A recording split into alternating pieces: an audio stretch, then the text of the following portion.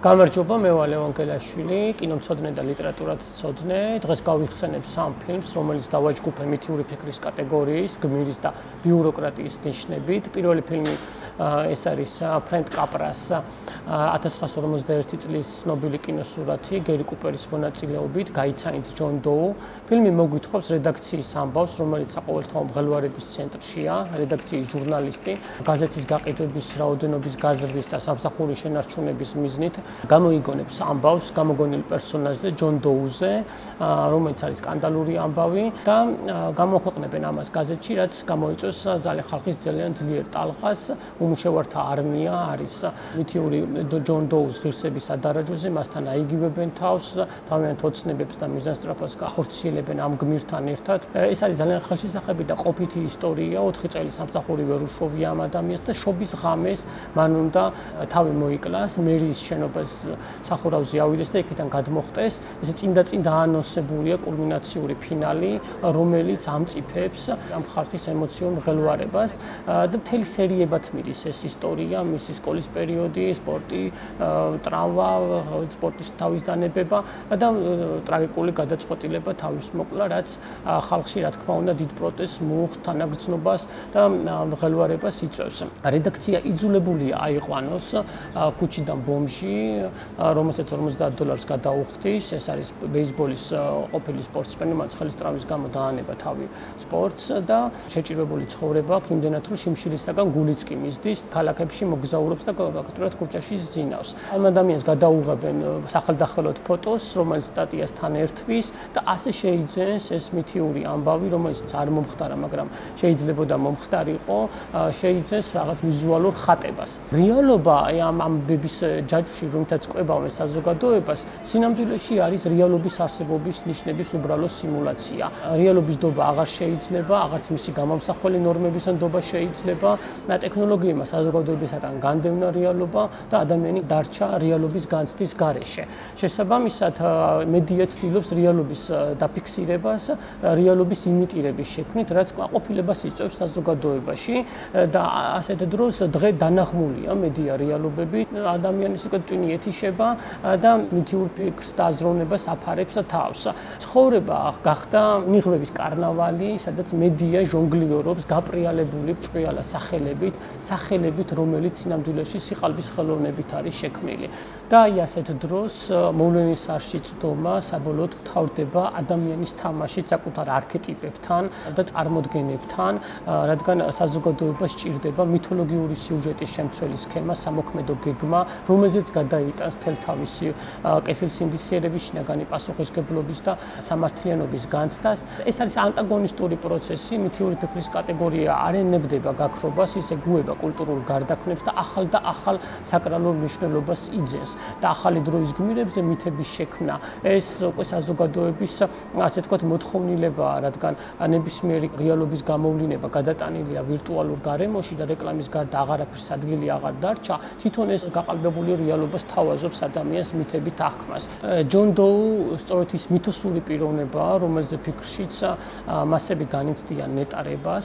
გერი კუპერის გმირი სწორედ ის ადამიანია, რომელსაც არ უნდა მოუნდეს სიმართლის თქმა. საქმე ის არის, რომ ეს დიდი ემოციური ტალღა, რომელიც მთელი ქვეყნის მასშტაბით 24,000 ჯონ დოუს კლუბს ქმნის და პოლიტიკური პარტიაც იქმნება და აი ამ დროს სწორედ გერი კუპერის გმირს უნდა რომ სიმართლე უთხრას ხალხს და როდესაც ის უკვე აუდიტორიის წინაშე გამოდის, მას გადაუჭრიან მიკროფონს და მას ამხელენ და წამებში მისადმი სიყვარული იქცევა ზიზღად და აგრესია. ფინალი ერთი ვარიანტი არის, თუ როგორ შეიძლებოდა განვითარებულიყო რეალობაში ეს მოვლენები თავის მოკლა, მასების მიერ გერი კუპერის გმირის ჩაქოლვა, ზიზღი და აგრესია, განდევნა საზოგადოებიდან, მაგრამ ამ ადამიანს აღმოაჩნდა სწორედ ის ღირსება, მას მოუნდა რომ ამ ხალხთან ერთად ებრძოლა იმ სამართლიანობისათვის, რომელიც გამოაღვიძა ამ გამოგონილმა ამბავმა. გერი კუპერის გმირის მეგობარი, რომელიც მთელი ფილმის განმავლობაში ერთგვარად მისი სინდისია, ამბობს, რომ როდესაც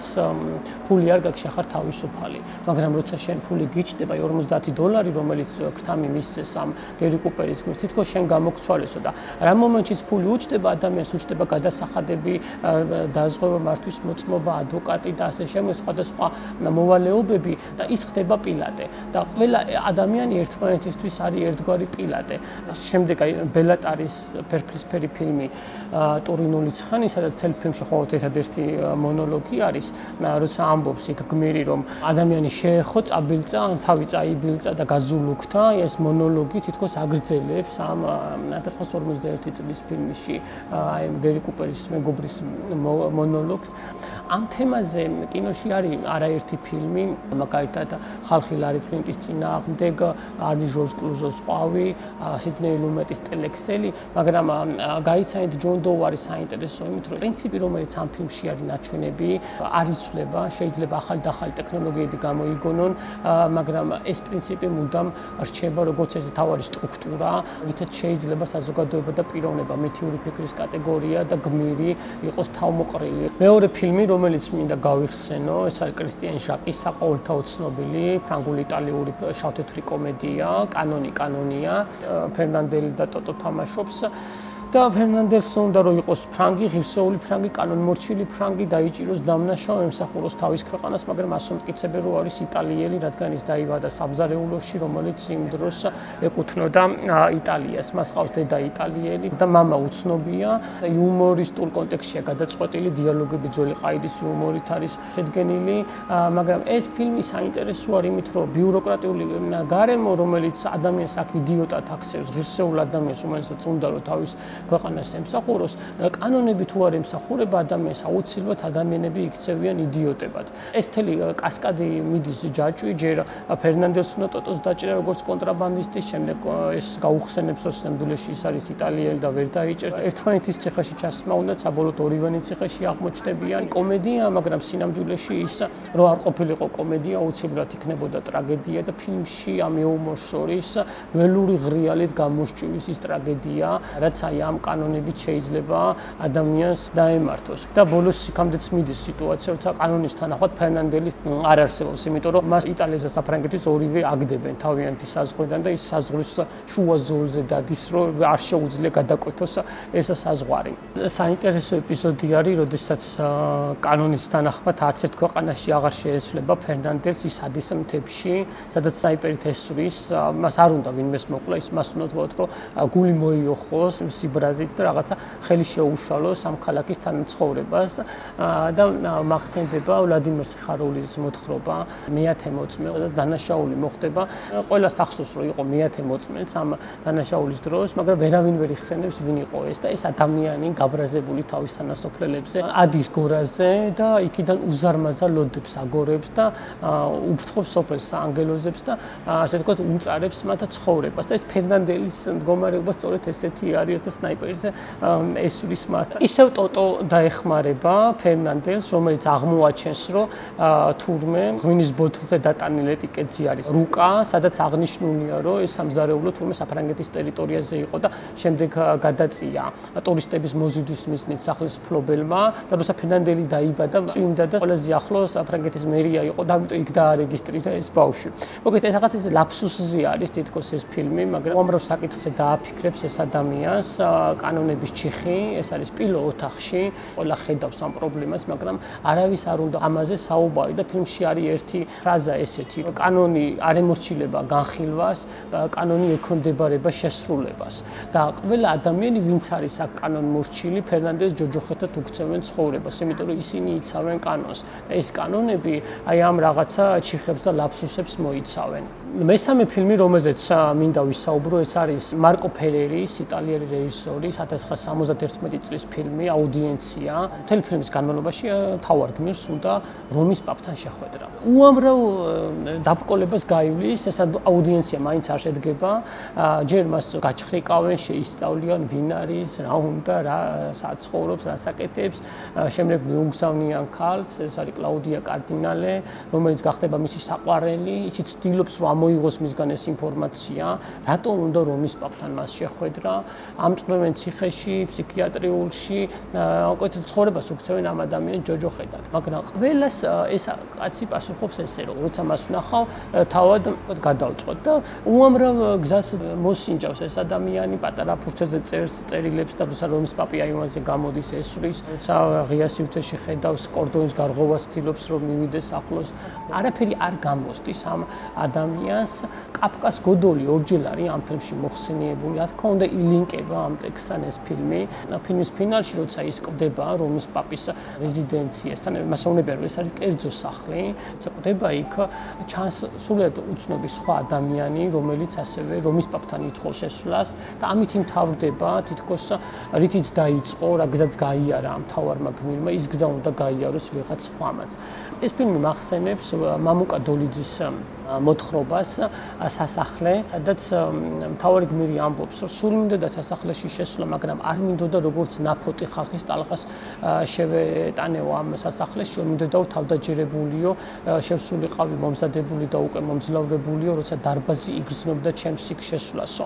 და როცა ის სასახლეში შესვლას ცდილობს, უამრავი დაბკოლება ხდება, ეკლიან გზას გადის, 1000 ფათერაკია, უამრავი გვირაბი იხსნება, უამრავი კონკურენტი არის. აი რომის პაპის რეზიდენციასავით არის, რაღაცის სიმბოლო არის სინამდვილეში და როცა შევა ამ სასახლეში, სასახლე დაინგრევა და ის მთების გორას აკეთებს და ქალაქმა როგორც სიზმარივით ჩამოიფერთხაო, მტრიანი მზერაო, წერს მამუკა დოლიძე ამ მოთხრობაში და ეს არის ძალიან საინტერესო, რისი სიმბოლოა რომის პაპის ცხოვრების საზრისის სხვა რანეს დაკეტილი მარტო კაცის კვეთება ამ კლდესავით მაგარ და ცივ მდუმარე სისტემასთან რას ნიშნავს? ხომ არ არის ის ღმერთის არსებობის უბრალო ნიშნების სიმულაცია, ხო?